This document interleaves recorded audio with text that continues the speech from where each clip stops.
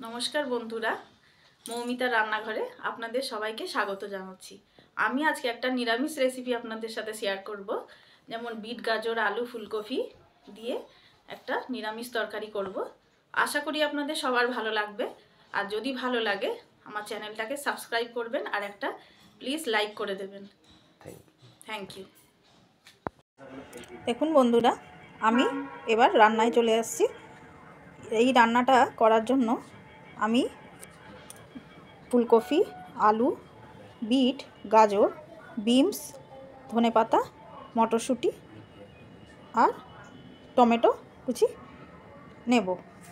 আর আমি মশলার জন্য দিয়েছি গোটা জিরে, তেজপাতা, এটা আমি ফোড়নে দেব।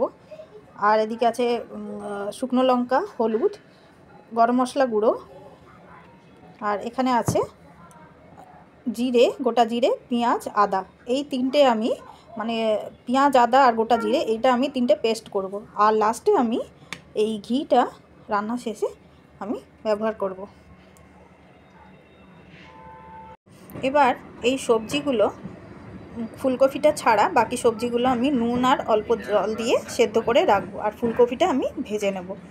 এবার দেখুন বন্ধুরা, আমি একটা রান্নাটার জন্য প্রথমে একটা কড়া নিয়ে তার মধ্যে কিছুটা সর্ষে তেল দিয়েছি। এবার তেলটা গরম হয়ে গেছে, তার মধ্যে আমি অল্প জিরে, গোটা জিরে ফোড়ন দিচ্ছি আর তেজপাতা দিচ্ছি। জিরেটা একটু ভাজা ভাজা হলে আমি তার উপরে এই হলুদটা দিয়ে দিচ্ছি। এবার হলুদটা দিয়েই আমি এই আদা, জিরে আর পেঁয়াজ বেটে রেখেছিলাম পাতাটা হলুদটা দেওয়ার আগে হলুদটা দেওয়ার কারণ যাতে কড়াইতে তেলটা মশলাটা ছিটকায়, যাতে না ছিটকায়, কম ছিটকায়, তার জন্য আমি এটা আগে হলুদটা ইউজ করলাম। এবার এই হলুদটা দিয়ে এবার আমি মশলাটাকে কষাবো। এরই ওপরে শুকনো লঙ্কা দিয়ে দেবো।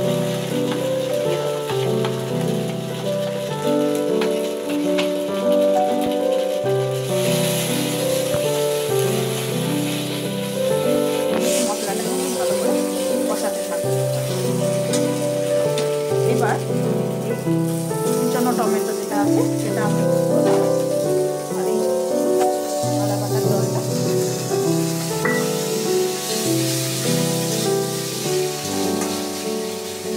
এবার এরই ওপরে আমি মশলার উপরে নুন দিয়ে দেবো। মশলাটা নুন দিয়ে মশলাটাকে কষাতে থাকবো, এতে টমেটোটাও তাড়াতাড়ি সেদ্ধ হয়ে যাবে। এবার দেখুন মশলাটা থেকে হালকা হালকা তেল ছাড়ছে, মশলাটা এবার ভাজা ভাজা হয়ে গেছে। এবার আমি আগে থেকে আলু, গাজর, বরবটি, মটরশুঁটি এগুলো সব সেদ্ধ করে রেখেছিলাম। এই সেদ্ধ সবজিটা এর মধ্যে আমি অ্যাড করে দেবো, দিয়ে ফ্লেমটা একটু বাড়িয়ে দেবো। দিয়ে এবার এরই ওপরে আমি এই আগে থেকে ভেজে রাখা ফুলকপিটা এর মধ্যে দিয়ে দেবো।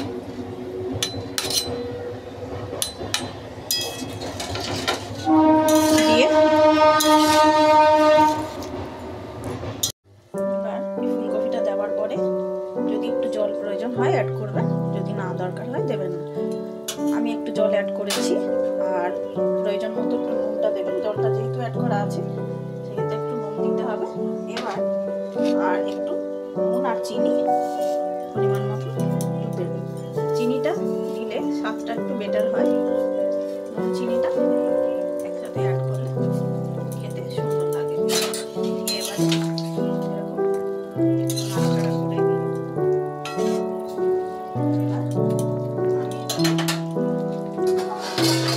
একটু ঢাকা দিয়ে দেবো 5-7 মিনিট। তারপরে আমি 5-7 মিনিট পরে আবার ঢাকা খুলি। এবার দেখুন 5-7 মিনিট পরে আমি ঢাকাটা খুলে দেখছি যে আলুটা সেদ্ধ হয়ে গেছে কিনা। এবার দেখুন আলুটা সেদ্ধ হয়ে গেছে। এবার রান্নাটা আমাদের মোটামুটি কমপ্লিট হয়ে গেছে। এবারে এরই ওপরে আমি একটু ধনেপাতা ছড়িয়ে দিচ্ছি।